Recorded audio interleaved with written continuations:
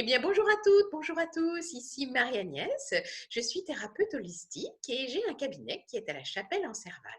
Aujourd'hui, nous sommes le 7 avril et précisément, c'est le 20e atelier virtuel, gratuit, bien-être que j'organise pour il y a toutes les personnes qui souhaitent se sentir mieux dans leur corps et mieux dans leur esprit pendant cette période de confinement. Alors aujourd'hui, j'ai le plaisir de partager ce moment avec Béatrice. Bonjour Béatrice, comment vas-tu?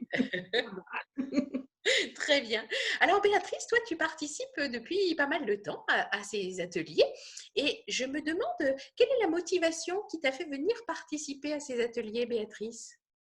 Alors en fait, j'ai vu, par le biais de Facebook, Mhm. donc ta page et puis, bon, c'est vrai que je cherchais aussi quelque chose pour pouvoir, travailler un petit peu en douceur parce que moi j'ai des problèmes sur mes jambes et donc, du fait du confinement, je ne peux plus, aller en rééducation et donc du coup, bah, je me suis dit: «Tiens, pourquoi pas essayer?» En plus, bon, c'est gratuit, donc je risquais pas grand-chose, on va dire. Bon, je te connaissais aussi un petit peu, donc ça a aidé, et puis, bah, du coup, j'ai essayé et en fait, bah, j'adhère, totalement, à l'exercice, à la pratique, heu, puisque, bah, voilà, c'est quelque chose qui se fait, en douceur, heu et bah, franchement, c'est à faire, quoi. Alors, toi, justement, tu as des problèmes de hanche, hein, tu as été opérée de tes deux hanches et tu as Du genou. du genou aussi, ouais. Et donc, du coup, dans ta mobilité, comment tu vis l'expérience de la relaxation biodynamique? Donc, la relaxation biodynamique, c'est une pratique qui est issue de la gymnastique de longue vie des moines de Shaolin et de la préparation dans les arts martiaux. C'est une pratique très douce.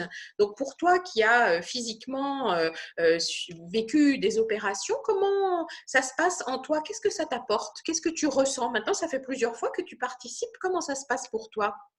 Alors au niveau de mes jambes, pour l'instant, je peux pas trop te dire, Mhm, parce que je pense qu'il faut que j'ai un petit peu plus de pratique. mhm, Il y a des exercices que je ne peux pas réaliser parce que, bah, pour l'instant, c'est pas possible, quoi, voilà. mhm, Donc j'espère pouvoir les faire plus tard. mhm. Après, comme tu dis dans tes séances, d'imaginer de le faire, c'est comme si on le faisait. Donc du coup, bah, je joue sur l'imaginaire effectivement pour faire comme si je faisais l'exercice ou pour le faire un peu comme je peux. Par Mhm. contre, au niveau de mon épaule droite, parce que bon, comme j'ai beaucoup béquillé, j'ai mon épaule droite qui est en souffrance aussi. Et ben, par contre, là, je me suis rendu compte déjà que ça m'apportait un bien-être dans le sens où, en fait, ça fait plus de 2 ans que je ne peux plus me laver le dos avec ma main droite et je suis droitière parce que je ne peux plus passer mon bras derrière le dos.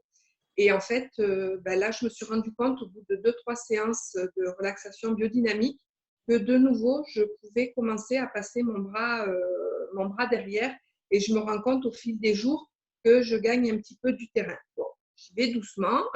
Oui, c'est ça, oui, oui, oui. Il faut être très prudent, mais tu sens que tu gagnes du terrain. Bah, dis donc, c'est chouette. Donc là, franchement, ouais, au bout de 2-3 séances, déjà, je me suis rendu compte que j'avais fait des progrès sur cette épaule. Et franchement, ouais, c'est c'est chouette. Super, super. Bah, écoute, merci pour ce témoignage. C'est intéressant de noter que, voilà, pas à pas, tu regagnes de la mobilité finalement, hein? Ouais. Ça, et de la souplesse. Et puis, j'ai envie de dire aussi de la confiance en soi, tout simplement parce que ben, dans ton infinie bonté, tu nous permets de ne pas pouvoir faire l'exercice et de nous dire que c'est pas grave et que de l'imaginer, c'est comme si on le faisait. Et ça, ben, tu peux pas savoir quand on est en grande difficulté, comme c'est important d'avoir l'autorisation de ne pas pouvoir faire la chose ou de le faire à son rythme. Et Mm. donc, les gens qui ont des difficultés, eh ben, ça n'a pas de prix.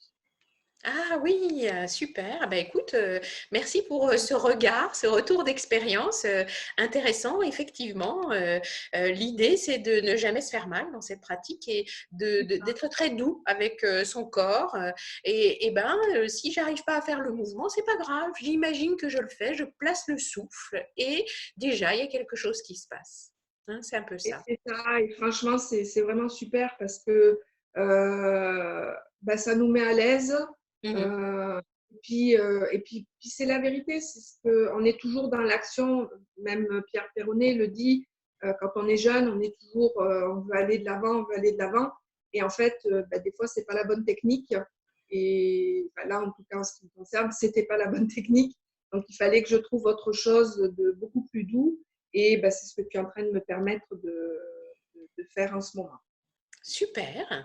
Dis-moi, Béatrice, si toi, tu vis les ateliers, tu habites loin de nous, tu vis les ateliers de manière virtuelle. Comment ça se passe pour toi de vivre cette expérience de manière virtuelle?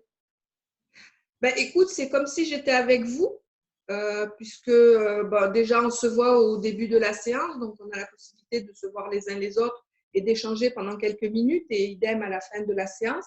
Après, quand on est dans la séance à proprement parler, bon, bah, on est dans l'exercice. Donc même si on n'est pas les uns avec les autres dans la même pièce, l'exercice peut se faire de la même façon. Après, j'imagine que pour certains, quand tu nous demandes par exemple de nous tenir par la main, c'est peut-être plus difficile d'imaginer quand tu n'es pas dans la même pièce. Mais bon, moi, en ce qui me concerne, ça ne me gêne pas. J'arrive à faire travailler mon imaginaire et même à ressentir la chaleur les uns des autres quand tu nous demandes de faire cet exercice-là. De... Donc, pour moi, ce n'est pas un souci. Oui, c'est OK pour toi. Béatrice, si tu devais donner un conseil à nos auditeurs et à nos auditrices concernant ces ateliers, qu'est-ce que tu pourrais leur dire pour les motiver à venir nous rejoindre, à venir bénéficier de ce cadeau? Ben, moi, je dirais venez, essayez. Et puis, essayer, c'est l'adopter. Finalement, c'est le message que tu as à leur donner. Essayer, c'est l'adopter. En plus, voilà, tu as toujours le sourire, tu nous encourages. Donnez. Eh bien, alors venez. Et pour venir, c'est extrêmement simple. Juste dire à nos auditeurs et à nos auditrices que en haut de cette vidéo ou en bas, selon votre système voilà, si on est sur YouTube, c'est en bas. Si on est sur Facebook, c'est en haut. Eh bien, vous allez trouver le petit lien qui vous permettra de vous inscrire à ces ateliers. Donc, je vous accueille tous les jours de 10h à 11h pendant le confinement. Ces ateliers se répartissent en deux phases. Une partie de relaxation biodynamique où on redonne un peu de souplesse au corps. Une partie d'hypno-relaxation où on va distribuer de l'amour, de la paix et de la joie sur toute la planète. Donc, je vous souhaite une excellente journée. Merci Béatrice. Et puis, à demain. À demain. Et à demain pour tout le monde. Très belle fin de journée. À bientôt.